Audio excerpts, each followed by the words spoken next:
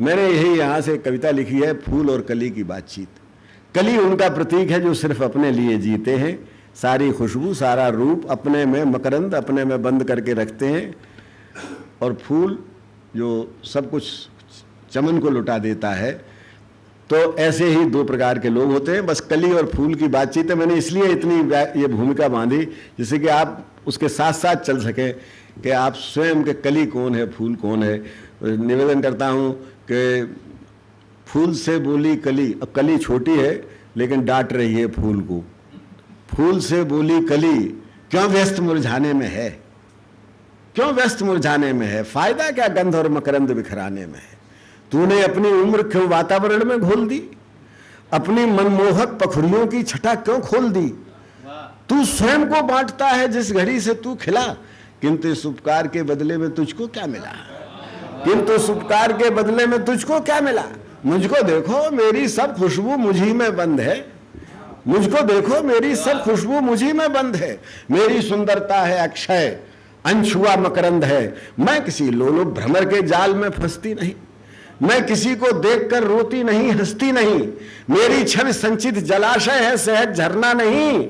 मुझको जीवित रहना है, तेरी तरह मरना नहीं है।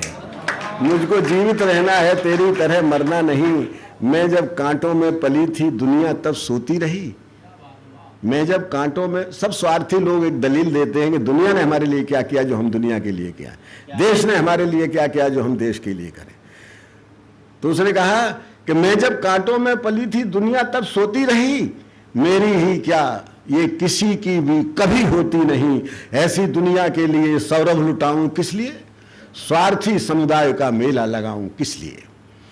फूल का जवाब सुन लीजिएगा, वही कविता का आशय है कि फूल उस नादान की वाचालता पर चुप रहा, फिर स्वयं को देखकर भोली कली से यूं कहा कि जिंदगी सिद्धांत की सीमाओं में बंटती नहीं, ये वो पूंजी है जो व्यय से बढ़ती है, घटती नहीं। जिंदगी सिद्धांत की सीमाओं में बंटती नहीं, ये वो पूंजी है जो व्यय से बढ़ती है, घटती नहीं। 4 दिन की जिंदगी खुद को जिए तो क्या जिए, बात तो तब है कि जब मर जाएं औरों के लिए। सांस का व्यापार हरगिज अन्यथा होता नहीं, वो कभी पाता नहीं है जो कभी खोता नहीं। आराम की पूछो, ये सांस के व्यापार का अनर्थ क्या होता नहीं, वो कभी पाता नहीं है जो कभी खोता नहीं। आराम की पूछो अगर तो मृत्यु में आराम है, और जिंदगी कठिनाइयों से जूझने का नाम है। जितना तुम दोगे समय उतना संजोएगा तुम्हें। जितना तुम, फूल कहता है कि जितना तुम दोगे समय उतना संजोएगा तुम्हें। पूरे उपवन में पवन कंधों पे ढोएगा तुम्हें। चांदनी अपने दुशाले में सुलाएगी तुम्हें, ओस मुक्ताहार सोते में पहनाएगी तुम्हें।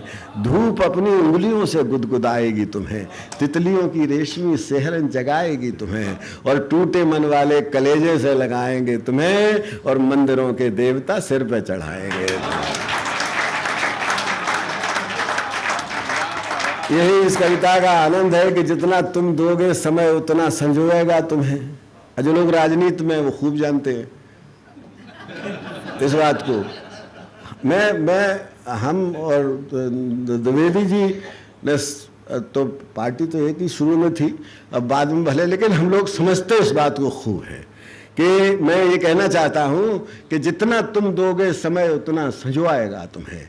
पूरे उपवन में पवन कंधों पर ढोएगा तुम्हें, चांदनी अपने दुशाले में सुलाएगी तुम्हें, ओस मुक्ताहार सोते में पहनाएगी तुम्हें, धूप अपनी उंगलियों से गुदगुदाएगी तुम्हें, तितलियों की रेशमी सेहरन जगाएगी तुम्हें, और टूटे मन वाले कलेजे से लगाएंगे तुम्हें, और मंदिरों के देवता सिर पर चढ़ाएंगे तुम्हें।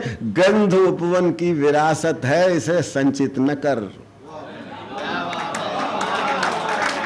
गंध उपवन की विरासत है, इसे संचित न कर। बांटने के सुख से अपने आप को वंचित न कर। यद संजोने का मजा, एक दाना जो है, जो बीज बन जाता है, वो बड़ा होता है कि जो चक्की में पिस जाता है वो बड़ा होता है। बस यही मैं कहना चाहता हूँ कि यदि संजोने का मज़ा कुछ है तो बिखराने में है, और जिंदगी की सार्थकता बीज बन जाने में है। यदि संजोने का मजा कुछ है तो बिखराने में है, जिंदगी की सार्थकता बीज बन जाने में है। और दूसरे दिन मैंने देखा वो कली खिलने लगी और शक्ल सूरत में बहुत कुछ फूल से मिलने लगी।